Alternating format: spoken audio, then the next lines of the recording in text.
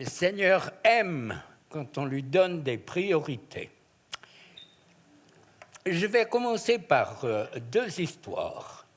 Une, parce que je trouve ça fabuleux. Une, c'est dans Action pour les chrétiens. Comment ça va déjà? Ouais, persécutés. C'est un Chinois qui est furieux parce que sa femme, peut-être que vous avez lu cette histoire, sa femme est devenue chrétienne. Donc, il se met à suivre les cultes, les réunions, et prend note de tous les arguments qui vont l'aider à faire changer sa femme de chemin. Et puis, un coup, il y a une rafle. Et il a embarqué, et il se défend en disant « je ne suis pas chrétien », tout, et tout, et tout. Et puis, je ne vais pas dans les détails de l'histoire. Et puis, il est balancé dans une cellule où ce n'est pas la crème des bandits, mais vraiment les véritables. Les braqueurs, les tueurs et tout. Alors, il leur pose la question « pourquoi es-tu là ?» Il leur explique qu'il a été dans des réunions. Et puis, il commence à poser des questions. Qui est Jésus? Qui est Dieu? Le pardon, c'est possible, on peut te pardonner. L'amour, ça existe. Et puis, sans être lui-même converti, il prêche l'Évangile. Alors, ils sont assoiffés, les questions fusent. Tant et si bien qu'il se convertit et tous les autres vont se convertir aussi. Et comme il est relâché quelques temps après, ils avaient gardé des carafes d'eau et avant qu'ils partent, ils demandent de les baptiser. On est en dehors des pratiques, hein? Un beau baptistère, assez d'eau, l'eau pas trop froide, pas trop chaude non plus. Mais là, des carafes, un peu d'eau. Et puis, il y a de la joie dans le ciel. L'autre histoire, plusieurs l'ont entendue, de notre ami Ephraïm, deux jeunes préadolescentes à 12 ans. Je ne me souviens plus tant les aboutissants, mais je vais au but.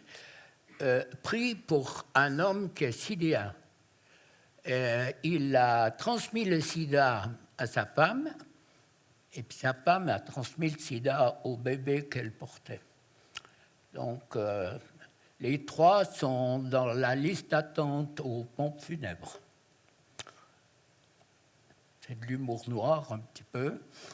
Mais, alors, ces deux préadolescentes prient, et puis il y a la guérison, les miracles. Les trois sont complètement guéris. Alors, je ne sais pas si Ephra nous a dit, mais j'imagine que ce n'était pas la première fois qu'elle priait pour quelqu'un. Je crois que la foi, elle augmente au fur et à mesure qu'on voit Dieu agir au travers de nos vies. Et moi, je vous encourage vraiment à chercher.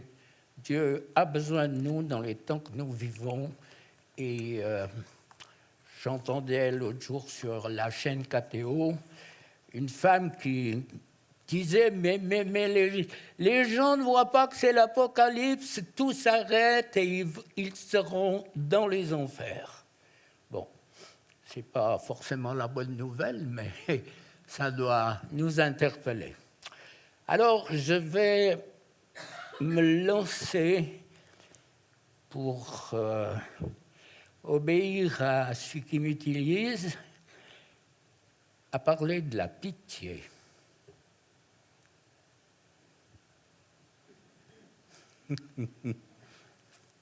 Comment concilier, rendre compatible, trouver un terrain d'entente entre la pitié de soi, la souffrance et la joie. pauvre de moi. La pitié, donc, elle a bien sûr une double approche. Il y a celle qui me concerne, et puis il y a la pitié qui concerne celle des autres. C'est un sentiment qui me sensibilise à mes douleurs et à celles d'autrui. C'est la compassion sous différentes formes, dont l'apitoiement. Ça va, hein? On verra tout à l'heure quand on prie. Pauvre de moi, personne ne me comprend. Ma femme ne me comprend pas, mon mari me comprend, mon pasteur, Dieu lui-même ne me comprend pas. Pauvre de moi. Et puis, comment on réalise face à la flatterie, quand on nous fait des tas d'éloges, ça nourrit quoi?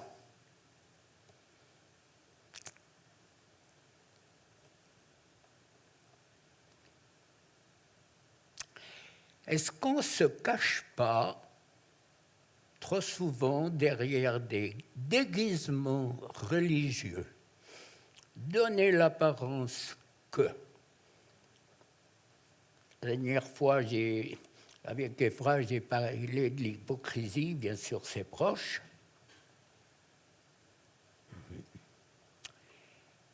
Se cacher derrière des déguisements religieux, ça fait partie de la pitié.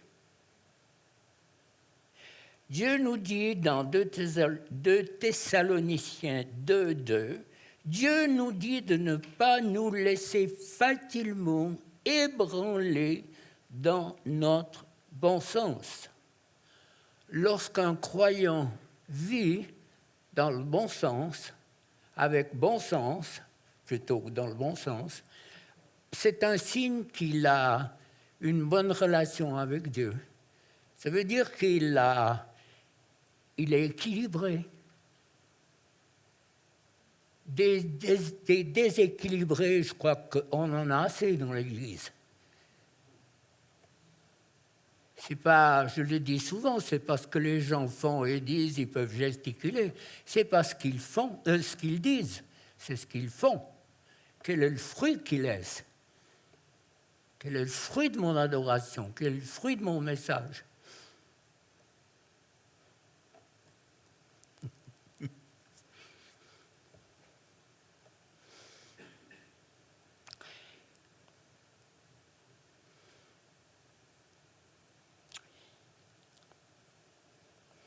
Quelquefois, les dames vont se faire refaire le nez, les seins, enfin bref.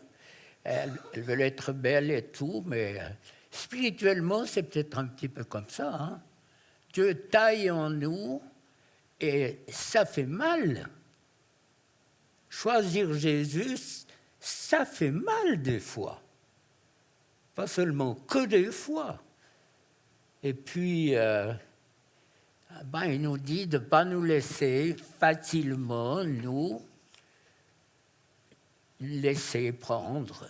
Et c'est un signe important de notre relation avec Dieu. La Bible est donc la seule source qui peut nous faire comprendre avec la pitié dans la souffrance que c'est un échec. La pitié face à la souffrance, c'est un échec. Imaginez, je le dis chaque fois, c'est sérieux. Je sais exactement les choses précises que Dieu m'a données dans des visions. C'est qu'il faut aider mon peuple à découvrir les dons que je leur ai donnés. Donc, quand tu découvres qui tu es, alors avec ce que Dieu t'a donné, tu deviens opérationnel, ta manière de vivre, ta relation avec Dieu change complètement. Parole de l'Éternel dans Ézéchiel 12, 2. Ils ont des oreilles pour entendre et ils n'entendent point. Jérémie 5, 21, vous avez des oreilles et vous n'entendez rien, que celui qui a des oreilles, qui l'écoute, c'est comprendre tout ce qui se passe dans ce monde. La souffrance, la pitié de soi, donc j'ai dit, c'est un échec. Les conséquences, le désespoir, la déprime, l'insomnie, les angoisses, les relations avec Dieu est handicapé. Si rien n'est jamais perdu dans notre relation avec Dieu, il faut qu'on le sache. Mais c'est dans la mesure où on réalise ce que j'ai commencé à dire tout à l'heure, que Dieu, avant la fondation du monde, vous connaissez. Parenthèse, Dieu a toujours existé. Quand on dit éternel, Dieu n'a pas de commencement. Là, votre intelligence, il y a les plombs qui pètent.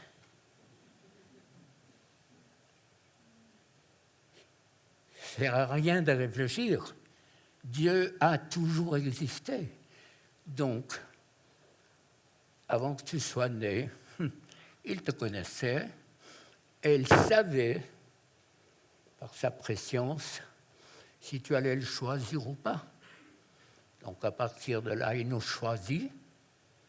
Mais dès le moment où il nous choisit, c'est vous et moi qui choisissons.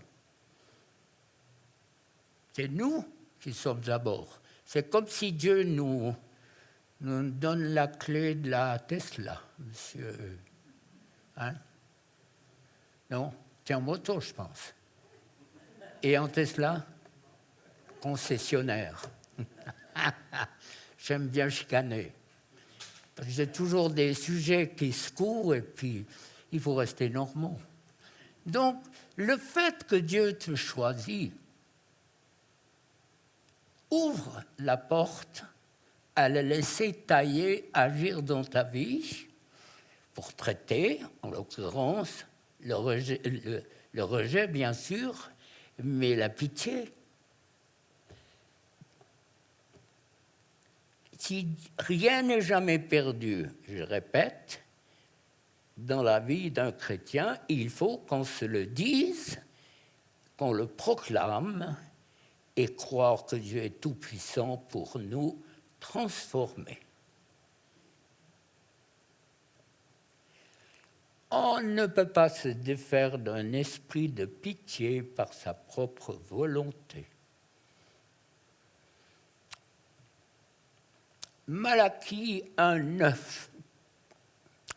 Essayez de me prier, moi, votre Dieu, pour que j'aie pitié de vous.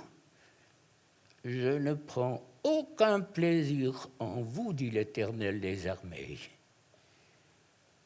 Alors, ça, c'est un texte qui nourrit la pitié. Ça s'adresse à des personnes qui veulent rien de lui, qui désobéissent, qui font le contraire de ce que Dieu veut. Alors, c'est vrai que si on se compare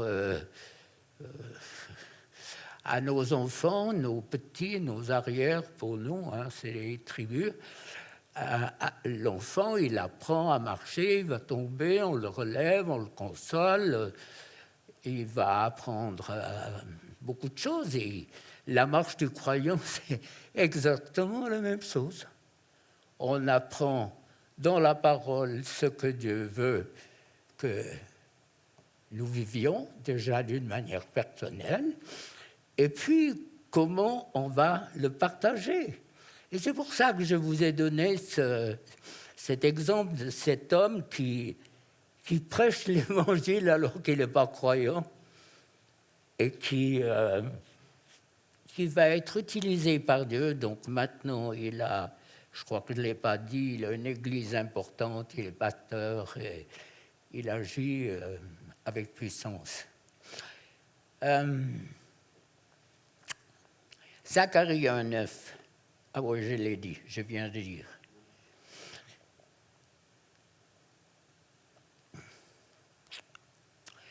Psaume 34,6. Quand on tourne vers lui les regards, on est rayonnant de joie.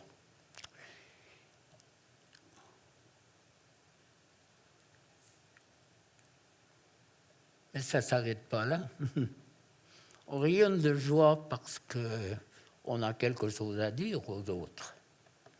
Et je lisais tout à l'heure, vous avez des oreilles, et puis vous ne comprenez pas.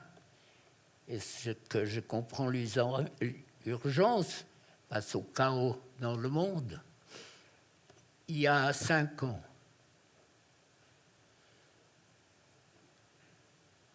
qui aurait pensé ce qui se passe en Suisse?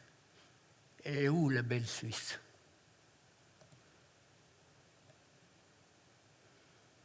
Ça va devenir de pire en pire. Croyez quoi? Nous, les agriculteurs, on sait un moment où ils viendront avec des camions, ils ramasseront notre bétail, ils rafleront tout, ils voleront comme ils ont fait pour les magasins. On n'est pas dupes. Moi, je ne suis pas dupe.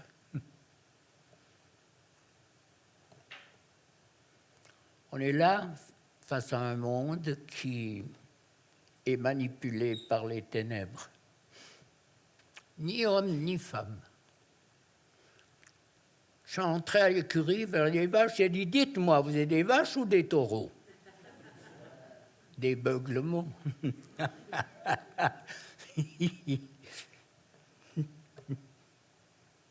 Où va-t-on, notre belle Suisse? Où va-t-elle? Ce chaos, les inondations, les incendies, les tremblements de terre, les volcans en action, les guerres, les famines, les génocides. Je crois que la pitié a des racines dans le doute, la crainte, le désespoir. Avec tout ce qui précède, on a besoin d'entendre ce que Ésaïe nous dit dans le chapitre 14, au verset 14.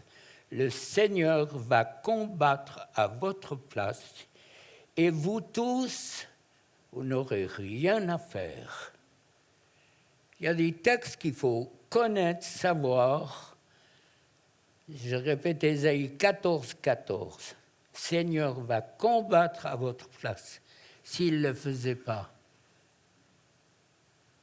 qui ici est conscient de la puissance du monde des ténèbres? Hein? En Exode, Moïse lance sa verge, tous les charlatans font des serpents.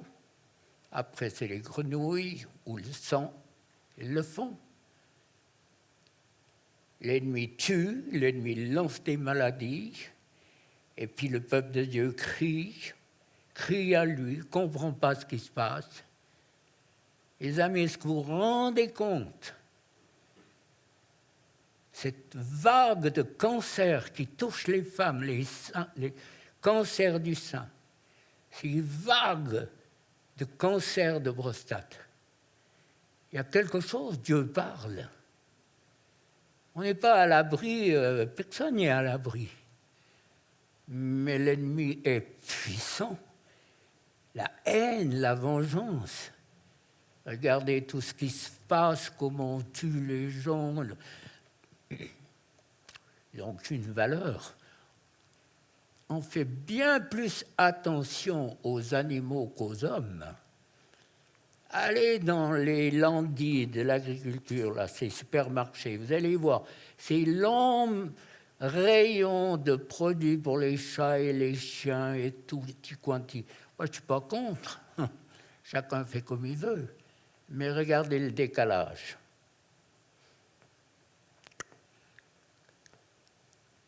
Ni homme ni femme. Et quand on a mis la coupe à celui qui a gagné l'euro-million, elle s'est cassée en deux. Qu'est-ce que ça veut dire? Quelque chose. Ça veut dire que Dieu règne. Élie, le grand Élie, est-ce qu'il avait compris tout ça? Dans le chapitre 18, bien sûr qu'il obéit à Dieu. Il dresse un autel, il met des pierres, 12 pierres, le bois, il arrose d'eau, il fait tout un fossé, il arrose et tout, et tout, et tout. Il coupe l'animal en morceaux et puis il invoque et le feu du ciel va descendre. C'est extraordinaire, fabuleux. Mais une seule parole d'une femme va faire de notre Élie un homme qui implore Dieu en lui disant « Reprends-moi ». Une parole, alors qu'il a vécu une série impressionnante de miracles. Une parole d'une femme, Jézabel. Jézabel, elle casse les ministères, elle casse les hommes. On vit une génération sans père et sans repère. Jézabel fait un boulot formidable, casse les ministères, elle émascule les ministères. C'est des mots qu'il faut oser utiliser. Et la parole d'une femme qui dit « Élie, j'aurai ta peau ». Alors qu'il avait tout dans sa bouche pour renvoyer à l'expéditeur la parole. Une parole. Une parole peut te détruire. Alors vous allez me dire, mais est-ce qu'on est aussi vulnérable que ça? Je ne sais pas si on est aussi vulnérable que ça, mais on est vulnérable. Le feu de l'Éternel tombe, consume tout, le miracle, et puis s'infiltre dans les pensées via Jézabel, toutes sortes de pensées. Il s'effondre par un esprit de pitié. Pauvre de moi. Sûrement qui dit ça. Il a été pris au piège.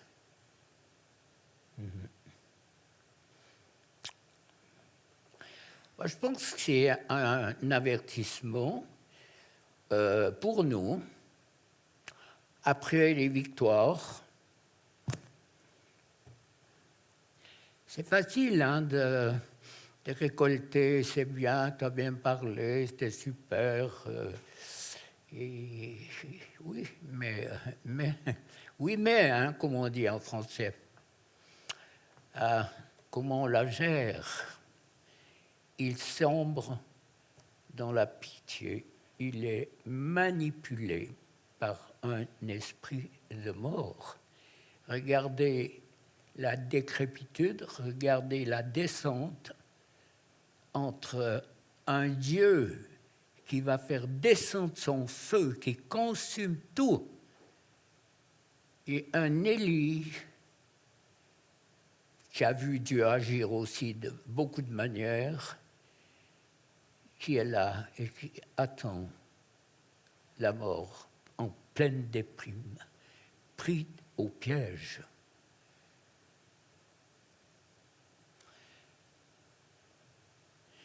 Qu'est-ce qui rend ton ministère, entre guillemets, c'est peut-être des mots, ministère, c'est service.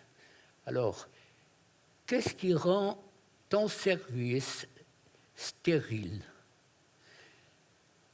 Souvent, on prie, on n'a pas la réponse. On prie pour les gens et rien ne se passe. Souvent, on s'appuie sur les échecs des autres pour conforter une position qui n'est pas juste. Si tu regardes tous ceux qui font des échecs, et puis tu te compares à eux, il faut déjà être levé de bon matin pour oser faire ce qu'ils n'ont pas osé faire. On me parlait d'un pasteur en Afrique qui prie pour... Vraiment, il a reçu de Dieu un don pour prier pour les aveugles. Les aveugles le voient. Je crois que c'est impressionnant les résultats qu'il a. Et pourtant, il est aveugle et il reste aveugle. Alors, on doit se dire, souvent on se dit, mais je ne sais pas si vous vous posez des questions par rapport à Dieu. Dire, mais pourquoi, mais comment c'est... Ça serait, si tu faisais ça, on donne des conseils à Dieu, ça c'est clair. Mais pour nourrir notre manière de voir, pour nourrir notre conception et la manière dont Dieu veut faire les choses.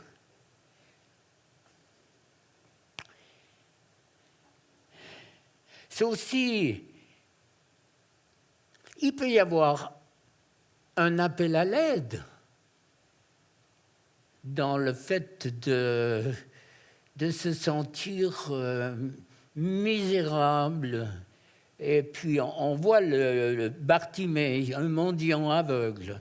Il crie « David, fils de Jésus, aie pitié de moi !» Les 10 lépreux, pardon. « Jésus, maître, aie pitié de nous !» Psaume 135, verset 14. « Car l'Éternel jugera son peuple et il aura pitié de ses serviteurs. » Donc, dans notre marche avec Dieu, la pitié de soi, elle a bien des facettes. Il y a une pitié qui... je ne sais pas où elle conduit, mais qui anéantit la semence de foi que Dieu a mis dans nos cœurs. Et c'est comme l'ennemi qui saisit ça pour stopper tout ce que Dieu a fait dans les vies. Et pourtant, là, la pitié, il y a un cri, il peut y avoir un cri dans la pitié. Aie pitié. Combien de fois, sûrement ça vous est arrivé, de crier à Dieu et dire aie pitié de moi. Philippiens 2, 27, un compagnon de Paul a été très malade, près de la mort. Dieu a eu pitié de lui. Donc j'imagine qu'il l'a guéri. Et Paul dit, mais de moi aussi, pour que je n'eusse pas tristesse sur tristesse. On voit que Paul traverse un chemin difficile et il reconnaît que Dieu a eu pitié. La pitié, c'est le terreau de beaucoup de nos problèmes.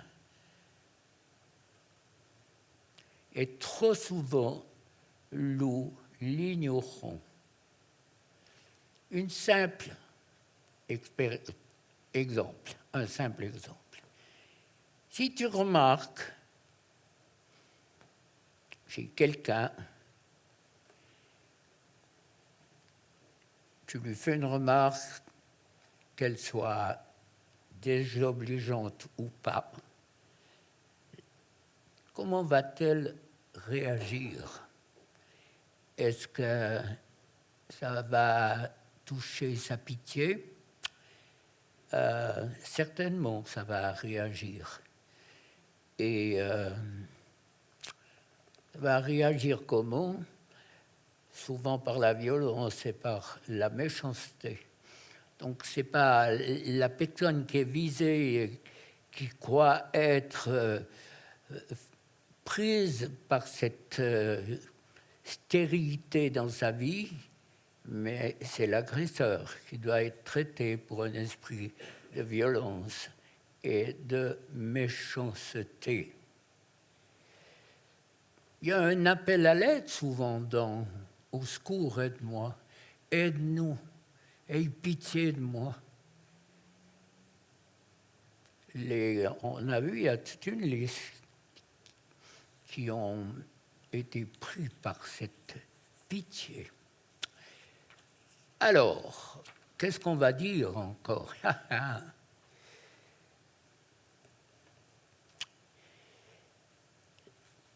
Alors que je vous parle,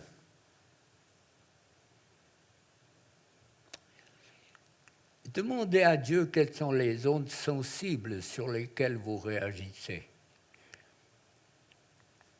Je crois que ce que j'essaie de vous faire comprendre n'est pas là pour vous accuser, vous culpabiliser, mais pour vous faire comprendre qu'il y a des zones qui sont sensibles dans nos vies et qui réagissent à la pitié et qui débarquent sur l'apitoiement. L'apitoiement sur la propre justice, où on essaye de se déculpabiliser alors qu'on devrait laisser Dieu agir. Quelles sont les zones sensibles? Qu'est-ce qui me fait souffrir? Qu'est-ce qui est une porte? On voit à la télé, pendant cette période de pluie intense, on voit toutes ces personnes qui mettent des sacs de sable devant leur porte pour que l'eau n'entre pas. Ils colmatent. Et c'est peut-être aussi un peu l'exemple de nos vies. On colmate, on essaye de cacher, mais Dieu a bon œil. Hein. Qu'est-ce qui m'empêche d'entrer dans le projet de Dieu? Quels sont les dons que Dieu m'a donnés? Vous en avez tous. Moi, je n'ai pas les 9. Je n'ai pas les 9, mais je les utilise tous. Un peu comme un mécanicien qui prend, ou l'électricien. L'électricien, vous voyez sa ceinture, c'est plein de tournevis, de trucs. Pour moi, c'est des outils dont j'ai besoin. J'ai pas même, ça ne m'effleure même pas de savoir quel est le don qui est intervenu.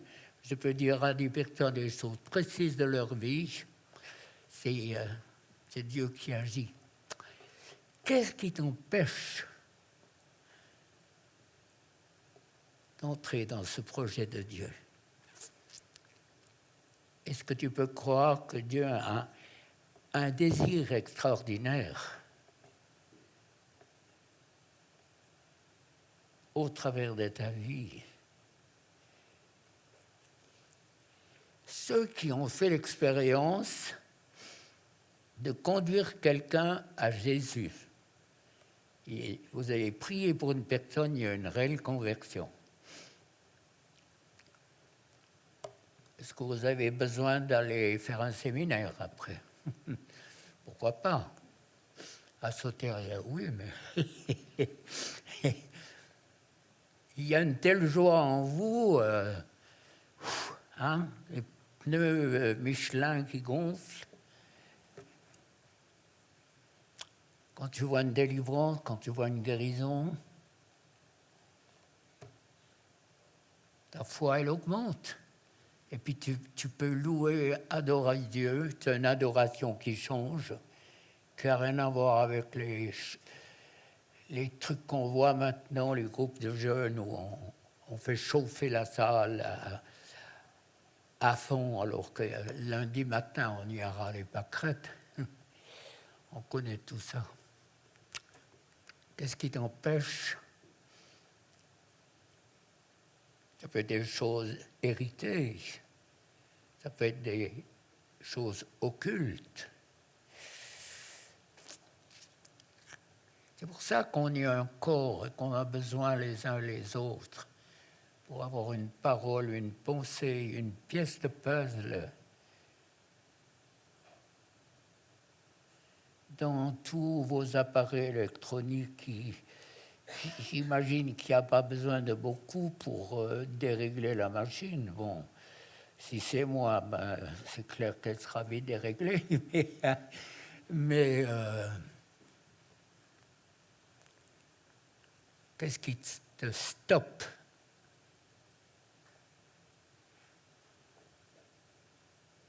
Est-ce que tu prends conscience que Dieu t'a choisi?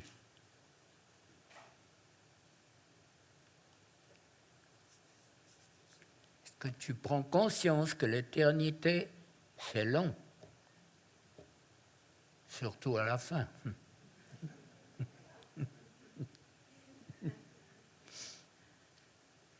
Sans fin. Sans fin, sans fin.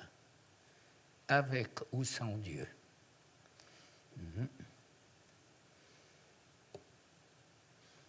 Tout un monde qui vit déjà, c'est horrible de dire ça, mais les prémices de ce qu'est l'enfer, l'angoisse, la peur. J'entends les gens qui disent, moi je pars, je ne reste plus dans cette région, ce n'est pas possible. J'ose plus bouger, on n'ose plus sortir. Ça va augmenter. Et si dans les dons que Dieu t'a donnés, ou à tes proches, plutôt que d'aller là-bas, Dieu dira, ne va pas. Et tu sauras que où tu voulais aller, une bombe a explosé. Une roquette est arrivée.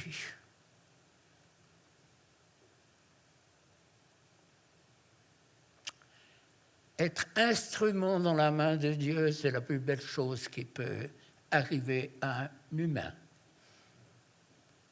De voir comment Dieu est capable de changer les vies.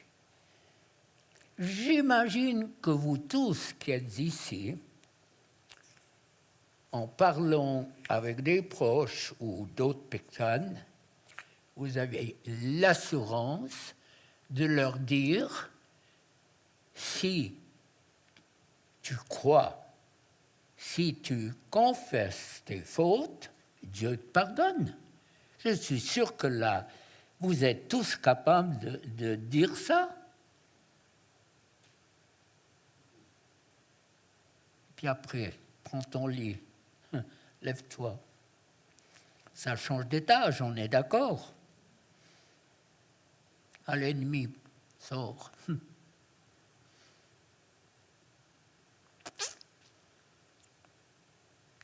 Regardez dans le salon des Bigler les rayes du canapé qu'on a tiré, pas nous, hein, les personnes qui étaient levées ce canapé, des femmes minces comme des cuisses de chat, elles te levaient ce truc. Il y avait une juive, elle arrive, il y avait un fauteuil rouge. Quand elle a vu ça, elle a pris ce canapé, j'ai dit, ce fauteuil, j'ai dit, il ne va rien rester. Quand l'ennemi est traqué, quand l'ennemi est face à la vérité, il se manifeste. Il fait l'autorité, il faut l'exercer. Les temps qui viendront sont des temps où Dieu cherche une armée. Ce n'est pas un accident que vous êtes là. Un choix que vous avez fait, que Dieu honore, mais un temps aussi où vous devez comprendre la valeur qui est en vous. Arrêtez de croire celui qui est le menteur. Arrêtez de croire. Arrêtez de toujours revenir à vos erreurs. Ça fait Dieu menteur. Il y a longtemps que je l'ai compris. Arrêtez. Construisez. Dieu ne s'inquiète pas, je le dis régulièrement. Dieu n'a aucun intérêt de regarder votre passé. Pourquoi? Il n'y a plus rien, il a passé l'éponge. Pour Dieu, vous êtes pur par rapport à vos erreurs, quoi que vous ayez fait. Il faut le comprendre et puis le vivre. Ce qui inquiète Dieu, c'est la manière dont tu vas obéir. Parce que si tu regardes tous les hommes de la Bible, David, c'est pas clean, hein? Combien de milliers de personnes, combien de femmes? Salomon. Fulton, quand il te faut acheter 1000 paires de souliers, tu fais comment? Tu fais le tour des chrétiens pour avoir le pognon? Non, mais on rigole. Un homme a 1000 femmes.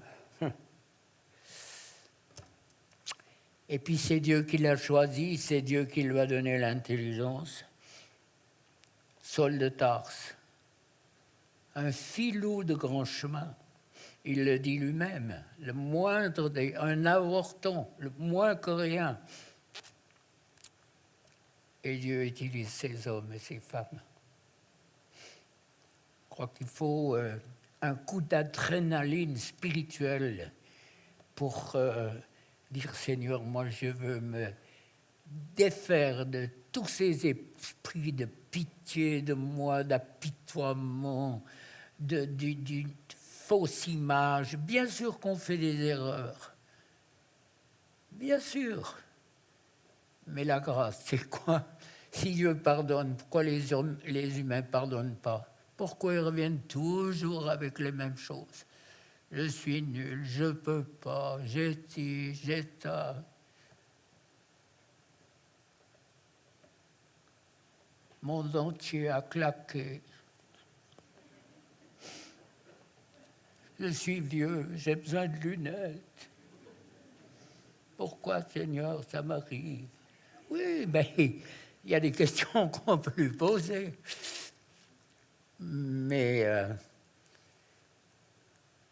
dans cette visitation que j'ai eue, la troisième, où le Seigneur me parlait en disant « Aide mon peuple à découvrir les dons que je leur ai donnés à tous, sans exception.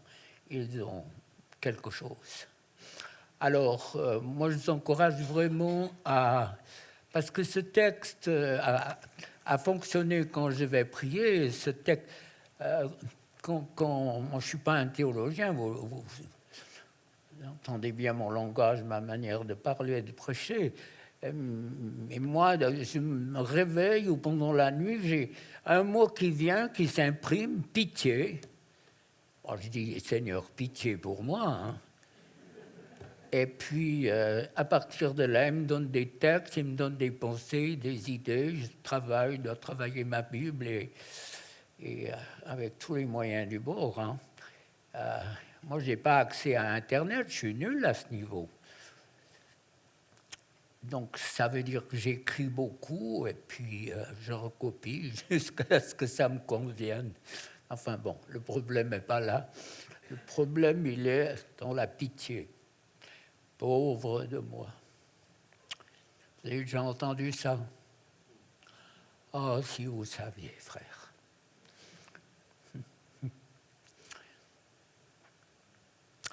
Il me parlait de sa femme. Je me disais, aïe, aïe, aïe. Et puis quand je l'ai vue, c'était un gringalet, elle était assez baraquée. Il me disait, mais je pète de trouille. Elle me tape, vous ne vous rendez pas compte, frère, mais c'est intenable. Donc le pauvre petit homme qui était criblé. Un autre, il se battait à coups de versets bibliques chez nous. Hein. Tu étais venu regarder. Et puis il lui a dit, Dieu a dit, je vais te faire une aide, pas une encouble. Si le salon pouvait parler, il y aurait de quoi écrire un livre avec beaucoup de trucs où tu dis attends. Qu'est-ce qui t'empêche d'entrer dans le projet de Dieu? Je pense que la pitié, c'est un des moyens que l'ennemi utilise. La pitié, c'est une mauvaise image de toi quand tu squattes dans la pitié ou l'apitoiement. Tu as une mauvaise image de toi, ou une image que l'ennemi a déformée, et puis il faut la changer. C'est clair que vous n'allez pas partir en disant « moi je suis quelqu'un », pensez-le, mais dites-le pas. Moi je suis quelqu'un de bien, croyez-le. Pas besoin de le proclamer, d'aller le dire, mais faites des pas qui transforment, des pas qui amènent la vie, des pas qui amènent la résurrection.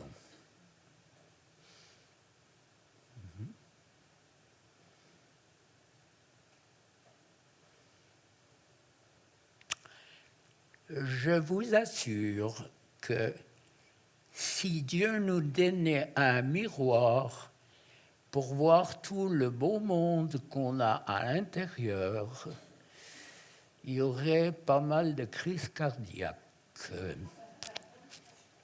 Parce qu'un esprit n'a pas de corps, il est donc impalpable, donc il y a de la place pour des milliers.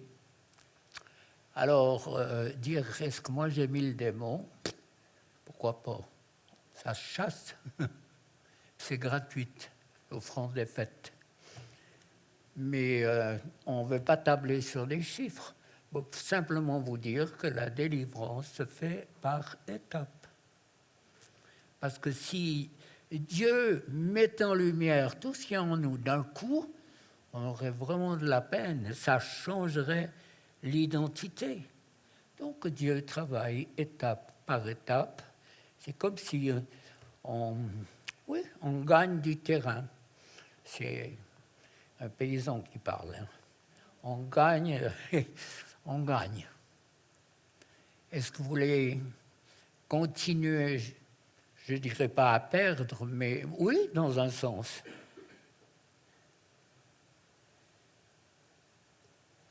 Continuer à vivre comme vous vivez ou de faire des pas de plus en disant Seigneur, moi, comme disait mon ami Ray Brooks, il disait, moi, je ne veux pas le pain, je veux toute la boulangerie. Alors, je crois que Dieu aime quand on aime recevoir beaucoup. Alors, je répète pour ceux et celles qui sont nouveaux,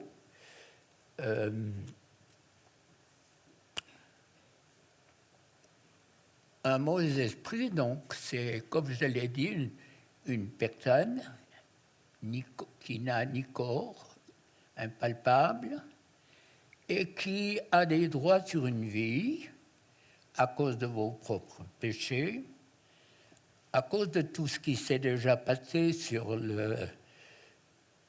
l'embryon et puis le fœtus, combien ont été maudits, combien ont survécu à des tentatives d'avortement.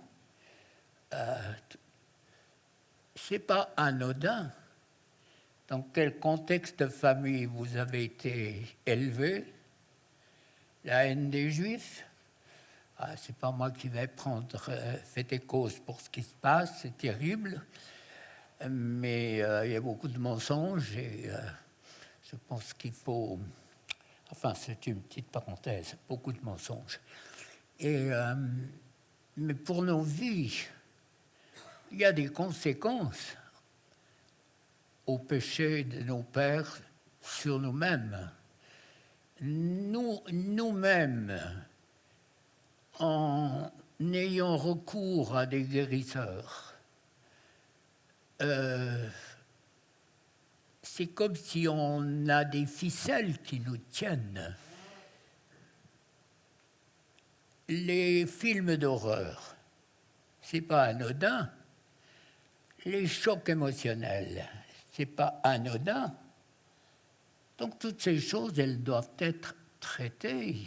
C'est pour ça que Dieu, d'une part, Dieu n'est pas pressé, puisqu'il est l'Éternel, et le seul but, c'est de nous voir avancer, de nous voir ouverts à être confrontés aux choses qu'il met en face de nous pour qu'on les règle et on les gère. Je pense qu'on a besoin d'avoir des personnes, des vis-à-vis qui mettent le doigt sur des choses pour lesquelles on est tout à fait inconscient. Le choc émotionnel a des conséquences. Donc, combien de délivrances instantanées quand on prie contre ces chocs émotionnels. Par rapport à la mort des gens qui commencent à être en dépression et ils ont des problèmes de mort, et très souvent je leur pose la question: est-ce que vous avez vu un mort? Et ils disent oui, je l'ai même embrassé. Ok, moi, je comprends qu'un homme regarde sa femme décédée ou vice-versa, des enfants, mais au monde, n'allez jamais voir des morts. La mort, c'est la mort, et elle entraîne la mort. Et quand tu chasses ces esprits de mort, tout ce qui est venu sur ce choc émotionnel, les gens sont délivrés et c'est complètement fini. Donc, il y a une femme qui était angoissée, paniquée, elle ne dormait pas mal. Et puis, je lui pose des questions. Je suis arrivé à une question à laquelle elle a dû répondre, oui. Sur ma table de nuit, il y a les cendres de mon mari. J'ai dit, la prochaine étape, vous voulez la mettre dans votre soupe, non? Pas terrible, mais je dis, mais vous cultivez la mort. Quand tu vas dans un hôpital pour être soigné, il faut lier toutes les puissances de mort qui sont dans les chambres où vous allez. C'est une hygiène. On se lave les mains par hygiène. Il y a une hygiène spirituelle. Les films d'horreur. Notre fille à 9 ans regardait à ce qu'on appelait l'heure des enfants en France. On avait une jeune fille au père qui était venu pour une petite série. Et Lynn a vu simplement une séance de lévitation où il levait un corps qui était suspendu dans le vide avec des doigts. Quelques personnes autour. À partir de là, un esprit de mort s'est manifesté sur elle. Elle se lançait contre les murs le soir, ma femme pourrait témoigner, en disant « Maman, je ne veux plus vivre, tue-moi, tue-moi ». Et là, bien sûr qu'on a prié, c'était complètement libéré. Mais que d'exemples je peux vous donner. Une femme, elle a tiré 35 ans. À 15 ans, elle a vu le film L'Exorciste. Elle est venue à 50 ans, angoissée, paniquée. Quand j'ai prié sur le choc de ce qu'elle avait eu, elle a décollé, elle a poussé un cri. 35 ans qu'elle a souffert. Alors, les conséquences, si tu touches, ma fille, regardez la puissance qu'il y a, alors qu'on connaît les résultats de la médecine et toute la recherche, ils ne peuvent pas arrêter le sang. Tu fais un téléphone, le sang s'arrête. Tu as une brûlure, tu fais un téléphone. Qui guérit? Qui est derrière? C'est vite vu. Si vous avez touché à ces choses, par ignorance. Mais mettez votre main par ignorance dans l'eau bouillante. L'ignorance, elle mène pas très loin. Donc, vous voyez, j'essaye de vous dire toutes les fourchettes, les raisons pour lesquelles on souffre. Qu'est-ce qu'ils ont fait, nos ancêtres? Quand on pense les Juifs, ça fait 2000 ans bientôt qu'ils ont dit que son sang retombe sur nous et sur nos enfants. Rendez compte la malédiction qui traîne. Et moi, quand je prie pour les Juifs, que je brise cette malédiction, il y a des réactions. Bientôt 2000 ans, il y a des réactions spirituelles qui se passent. Je ne suis pas là en train de vous raconter des bobards, mais vous aider pour vous dire, c'est dans la mesure où vous laissez le grand maître de l'univers transformer vos vies qu'il vous donnera toujours plus d'autorité et de puissance. S'il donnait l'autorité, entre guillemets, à certains d'entre nous, ça se retournerait contre vous. Donc n'utilisez pas cette phrase, mais simplement pour vous dire, si vous avez touché au monde des ténèbres et tout, c'est beaucoup mieux de laisser Dieu vous traiter. Et ensuite, quand le vase devient de plus en plus propre, laissez l'esprit de puissance venir sur vous. Si vous fermez les yeux, est-ce que vous arrivez à croire que des gens pourraient sortir de chaises roulantes, des aveugles qui crient ou pigeonvoient,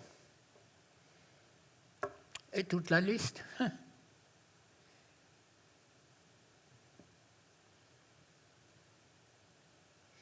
Au Mexique, dans une seule réunion, il y a 3 personnes qui sont sorties de chaises roulantes. Je l'ai vu sur des portables. Je les ai vus avant et après. Je ne les ai pas touchés, je ne les connais pas. C'est Dieu qui agit. Donc, quand Dieu agit, c'est plus toi qui agis, c'est lui. Alors tu me diras, bien sûr, si ça ne marche pas, c'est lui qui est responsable. Peut-être, jusqu'à un certain point. Mais Dieu veut nettoyer le temple comme il l'a fait. Et j'aimerais bien voir la vidéo quand Jésus a fait un fouet et puis qu'il a chassé. Mes amis théologiens pensent qu'il y avait 3000 personnes. Donc, je ne sais pas s'il parlait en hébreu courant, mais en tout cas, ça devait y aller. C'est notre maître qui a eu les pommettes un petit peu rouges quelquefois. Aspirer, des chrétiens aspirateurs. Quelle marque, j'en sais rien. Mais des chrétiens qui aspirent au don, qui aspirent à voir Dieu agir. Regarde tes mains, ce n'est pas une question de propreté, de longueur d'ongle et tout, mais elles sont là pour bénir. C'est extraordinaire quand tu es dans le collimateur positif de Dieu. Alors voilà donc toute ces explications pour vous faire comprendre le pourquoi et le comment des choses et que on peut très très bien retenir la délivrance. Donc cette délivrance, elle est physique et spirituelle tout à la fois. Chaque douleur, peut-être déjà qui se manifeste pendant que je parle, cette douleur que vous n'aviez pas avant est un signe que vous avez un esprit qui se manifeste. L'esprit de mort, bien sûr, il n'est pas dans la jambe, il est sur le cœur. Et si ça bouge au niveau du cœur, ne laissez pas l'ennemi vous tuer. J'ai l'opportunité de vous dégager. Partout où les guérisseurs peuvent avoir posé leurs mains, que ce soit aussi sur les pensées et tout. Je vais prier, me laisser conduire par le Saint-Esprit.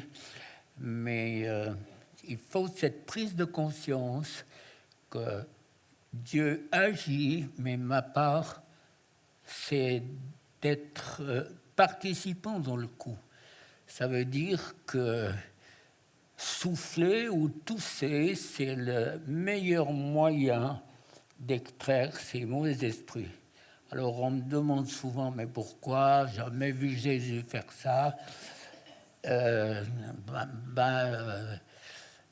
pense que le mal est des milliers de fois plus prononcé maintenant qu'avant, enfin bref. Mais le fait de, si tu as une miette qui est prise, tu vas l'éjecter en toussant, ou de l'eau quelquefois qui passe par le trou du dimanche, comme on dit. Mais le fait de faire quelque chose, c'est la preuve que tu es conscient, que tu es participant. La même chose qu'on fait lever les gens souvent pour accepter Jésus. Voilà, moi je prends du temps de vous expliquer ces choses et on prie maintenant. Jésus, merci de ton sacrifice. Tu as vécu comme un homme alors que tu es Dieu. Tu as souffert, tu n'as jamais péché. Tu as été maltraité par les hommes et puis tu as accepté de donner ta vie pour que nous ayons la vie éternelle. Merci de l'autorité que tu nous donnes et je prie pour tes enfants qui sont ici, Seigneur, que tu les touches dans leur cœur, dans leurs pensées, dans leurs émotions, qu'il y ait une prise de conscience de ce que tu désires faire au travers de leur vie. Jésus, merci d'avoir obéi jusqu'au bout et de pouvoir à un moment donné dire Satan, maintenant c'est moi, c'est mon règne, le tien est terminé. Ennemi, tu as été dépouillé de ton pouvoir. Dieu m'a donné autorité sur son royaume. Je lis tout esprit méchant dans le corps de mes frères et sœurs. Je brise tes droits. Je les délie de ta méchanceté, de ton pouvoir. Et par le doigt de Dieu, je te chasse maintenant. Tu sors dans le nom de Jésus. Sortez. Esprit qui tourmentait le peuple de Dieu, sortez. Sortez dans le nom de Jésus. Dans le nom de Jésus. Tout ce qui vous tourmente doit partir. La mauvaise image que tu as de toi. Pauvre de moi, misérable que je suis. Je vais rien voir faire dans la vie. Ces esprits de pitié, d'apitoiement, sortez au nom puissant de Jésus. Tout ce qui est venu déjà dans l'enfance, peut-être sur le fœtus, l'embryon, ces esprits sortent. Le fait d'avoir été maudit, ça sort au nom de Jésus. Tout ce qui s'est passé dans le ventre de votre mère, pas désiré, pas aimé dès le départ, tout ce qui développe une forme de pitié, ces esprits sortent. Sortez, esprits impurs, vous sortez. Dans le nom puissant de Jésus, tout ce qui développe en vous cette pitié, cette mauvaise image qui développe la pitié, ça sort au nom de Jésus. Sors, ennemi, tu lâches dans le nom puissant de Jésus. Je brise tes droits. Tout ce qui vous touche, qui vous empêche d'être vous-même, les craintes, les peurs, sortez, grand soupir, ça va partir par un soupir, tout simplement. Des fois, c'est un rot. Ces esprits sortent maintenant dans le nom de Jésus. Partout où il y a eu des chocs émotionnels, ces esprits partent. Les peurs, les angoisses, le fait d'avoir vu un mort, ces esprits sortent dans le nom de Jésus. Sortez, esprits qui êtes venus sur des chocs émotionnels, dans des accidents où il y a du sang, où on est conscient, ou témoin d'horreur, ces esprits sortent maintenant. Tout ce qui vous a blessé, agressé, dans des Oui, par des films d'horreur, films de violence, ces esprits sortent au nom de Jésus. Les Dents de la Mer, l'Exorciste et beaucoup d'autres. Ces esprits sortent au nom de Jésus. Partout où vous avez des douleurs physiques, ces esprits partent dans le nom de Jésus. Ça part, des douleurs sur le cœur, des esprits de mort qui se manifestent. Sortez dans le nom de Jésus. Esprit de mort, vous sortez dans le nom puissant de Jésus. Esprit de mort, les avortements, les vôtres, ceux des aïeuls. Dieu vous a pardonné et vous voit pur, mais l'ennemi a un droit de mort sur vous. Ces esprits sortent dans le nom de Jésus. Tout ce qui cascade de génération en génération dans vos familles, les maladies, les cancers, cancer du sein, cancer de la prostate, ces esprits sortent maintenant au nom de Jésus. Esprit de cancer, sortez dans le nom de Jésus. Dans le nom de Jésus.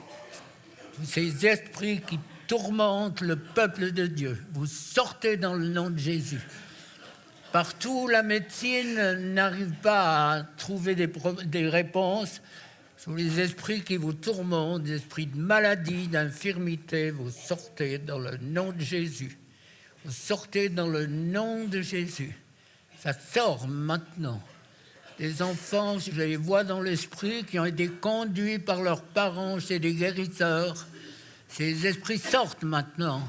Tout ce qui est venu sur des enfants, parce que dans leur innocence, bien sûr, ils ont suivi, ils ont obéi. Et ces esprits sortent maintenant. Ça part au nom de Jésus. Merci parce que tu libères, Saint-Esprit. Tu libères toute cette mauvaise forme, tout ce qui est tordu en nous et qui développe la pitié parce qu'on prend conscience de tout ce qu'on ne peut pas faire alors que Dieu nous montre tout ce qu'on peut faire. Et je prie pour que ce dilemme se soit brisé au nom de Jésus. Au nom de Jésus, tout ce qui est négatif en vous doit partir. Sors au nom de Jésus. Ces esprits négatifs, non, tu ne peux pas, non, tu n'y arriveras pas. Ces esprits sortent au nom de Jésus. Ça part, tu pars, ennemi, tu pars, tu es vaincu.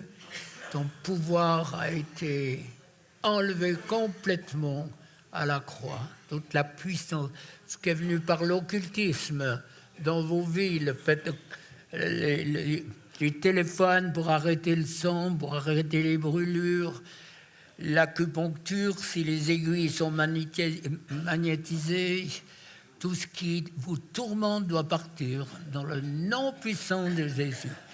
Merci parce que tu libères. Merci parce que tu libères.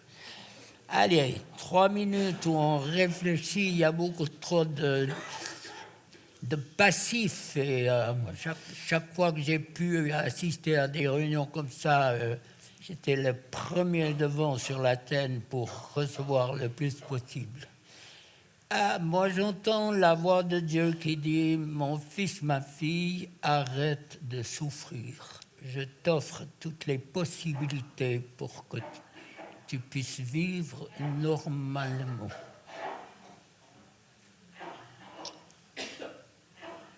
Alors, participer, souffler, tousser,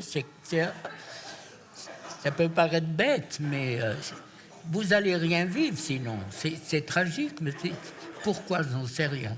Alors, tous ces esprits d'apitoiement, ça sort maintenant. Ça quitte au nom de Jésus. Tout ce qui vous tourmente doit partir. Tout ce qui vous tourmente, l'apitoiement, pauvre de moi, je suis nul, je n'y arriverai pas. La mauvaise image que tu as de toi, je la brise au nom puissant de Jésus. Mauvaise image que tu as de toi. Ça sort, ça sort, ça sort. Je n'y arriverai jamais. Ça sort au nom de Jésus. Je n'y arriverai jamais. Je suis nul, j'ai aucune valeur. C'est pas le langage de Dieu. Le langage de Dieu, c'est oui, tu peux. Oui, tu as de la valeur. Oui, tu as les mains qui sont ointes. Oui, tu as la bouche qui est ointe.